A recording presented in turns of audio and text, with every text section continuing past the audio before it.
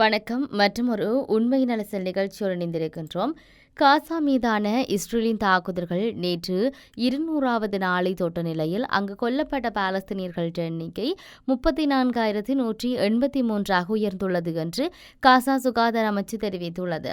இஸ்ரேலிய ராணுவ நடவடிக்கை குறைவதற்கான சமிக்கைகள் இல்லாத நிலையில் வடக்கு, மத்திய மற்றும் மக்கள் நிரம்பி வழியும் தெற்கு காசாவில் இஸ்ரேலின் அதிரடி தரைவழி நடவடிக்கைகள் தொடர்ந்த வண்ணம் இருப்பதோடு வான் மற்றும் பீரங்கி தாக்குதல்களும் இடைவிடாது இடம்பெற்று வருகின்றன.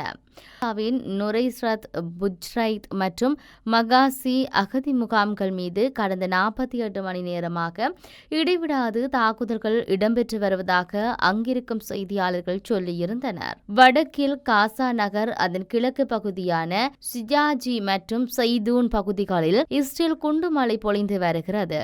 அங்கு தொடர்ந்து நிலை கொண்டிருக்கும் கட்டிடங்கள் தாக்கி அழிக்கப்பட்டு வருவதாகவும் அது ஒரு தகர்ப்பு நடவடிக்கை போன்று இருப்பதாகவும் அல் ஜசீரா செய்தி நிறுவனத்தின் செய்தியாளர் விவரித்துள்ளார். மறுபுறம் காசா நகரில் பலஸ்தீன போராளிகள் மற்றும் இஸ்ரேலிய ராணுவத்துக்கு இடையே மோதல்களும் பதிவாகியுள்ளன. இந்த நகரில் ராணுவ நடவடிக்கை பூர்த்தி செய்யப்பட்டு பாலஸ்தீன போராட்ட குழுக்கள் நீக்கப்பட்டு விட்டதாக இஸ்ரேல் கூறி வரும் நிலையிலேயே அங்கு மோதல் நீடித்து வருவதாக செய்திகள் கூறுகின்றன. குறிப்பாக இஸ்ரேல் படை நடவடிக்கை ஒன்றுக்கு தயாராகி வரும் எகிப்து எல்லையை ஒட்டிய தெற்கு காசாவின் ரபா நகர் மீது இஸ்ரேலின் தாக்குதல்கள் நேற்றும் நீடித்ததாக பாலஸ்தீன செய்தி நிறுவனமான வவா தெரிவித்துள்ளது. ரபாவின் கிழக்கு பகுதியில் இஸ்ரேலிய ராணுவ வாகனங்கள் கடுமையாக சூடு நடத்தி வருவதாக அந்த செய்தி நிறுவனம் கூறியுள்ளது. காசாவில் இஸ்ரேல் நடத்திய தாக்குதலில் கடந்த 24 மணி நேரத்தில் 32 பேர் கொல்லப்பட்டதாக காசா சுகாதார அமைச்சு குறிப்பிட்டது. அங்கு 6 மாதங்களுக்கு நீடிக்கும் தாக்குதல்களில் 77,143 பேர் காயமடைந்துள்ளமை குறிப்பிடத்தக்கது.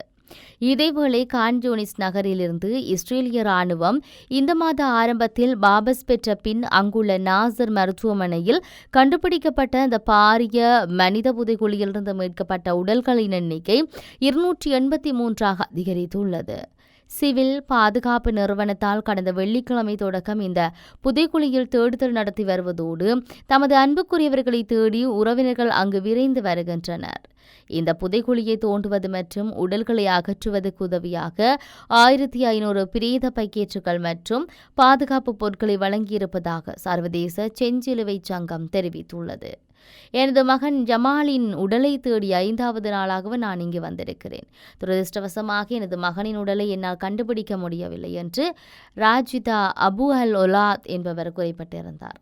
நாசர் மருத்துவமனை முற்றவெளியில் இந்த தேடுதல் தொடர்ந்து இடம்பெற்று வருவதோடு இஸ்ரேல் அது தொடர்பில் இந்த விளக்கமும் இதுவரை அளிக்கவில்லை.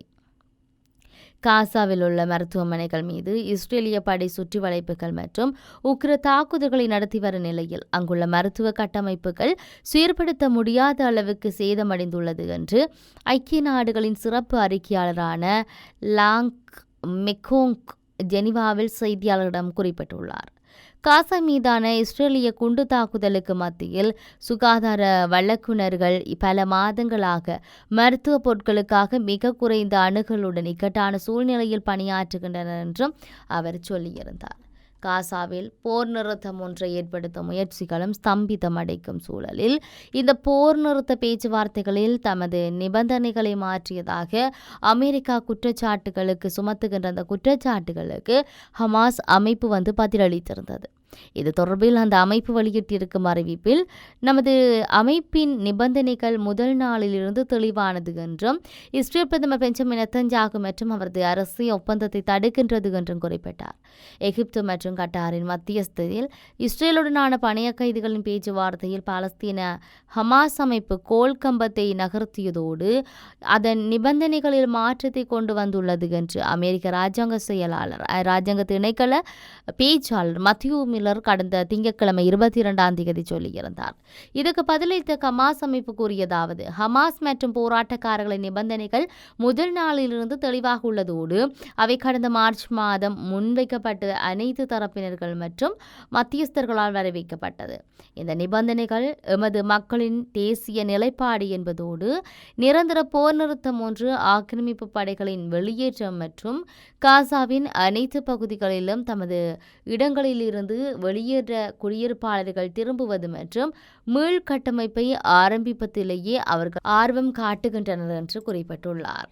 எனினும் காசாவில் பிடித்து வைக்கப்பட்டிருக்கும் பணைய கைதிகளை விடுவிக்கும் வகையில் தற்காலிக போர் நிறுத்தம் ஒன்றுக்கே இஸ்ரேல் முயற்சித்து வரும் நிலையில் போர் நிறுத்த பேச்சுவார்த்தைகளில் எந்த முன்னேற்றமும் இன்றி ஸ்தம்பிதமடைந்துள்ளது.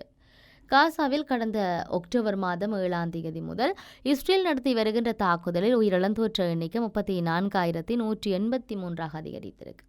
இது குறித்து அந்த பகுதி சுகாதாரத்துறை அமைச்சகம் வெளியிட்ட அறிக்கையில் சொல்லப்பட்டிருக்குது. காசாவில் கடந்த 24 மணி நேரத்தில் 32 பேர் உயிரிழந்திருக்கிறார்கள் இஸ்ரேல் ராணுவம் தாக்கியதில். இந்த பகுதியில் இஸ்ரேல் நடத்திய தாக்குதல், இஸ்ரேல் படையினர் 200வது நாட்களாக நடத்தி வரும் இந்த தாக்குதலில் உயிரிழந்தவர்கள் எண்ணிக்கை 34,183 இருக்குது.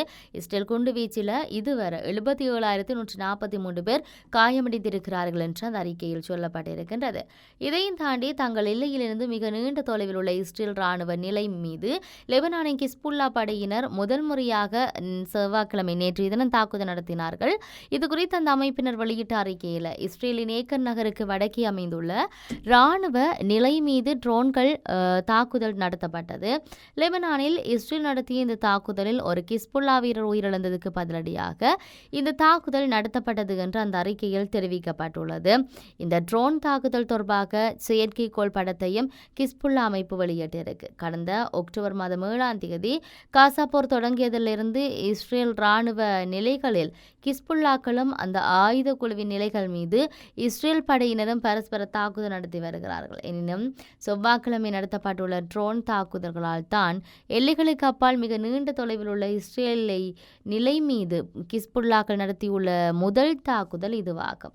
இதையும் தாண்டி தொடர்ச்சியாக போர் நிறுத்தத்துக்கான பேச்சுவார்த்தைகள் இடம்பெற்றுக் கொண்டிருக்கின்றன. ஆனால் அந்த போர் நிறுத்தம் எவ்வளவு தூரம் சாத்தியம் என்பது இதுவரைக்கு தெரியாத ஒரு விடயமாக இருக்கிறது.